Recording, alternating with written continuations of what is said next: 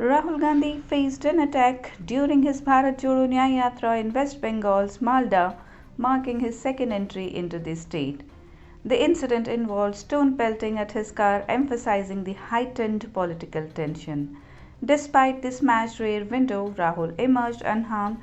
The attack coincides with strained relations between Congress and Trinamool Congress in West Bengal, overshadowing their anti-BJP alliance.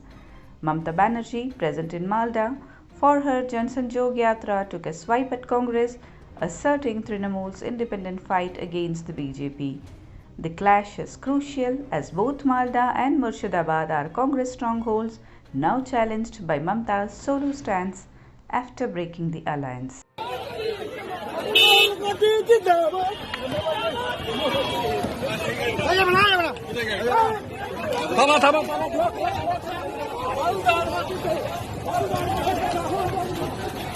नहीं जाएंगे नहीं जाएंगे नहीं जाएंगे नहीं जाएंगे जाइए जाइए प्रेस में जाइए मीडिया प्लीज यार this is not done this is private place media this is private place this is not done this is not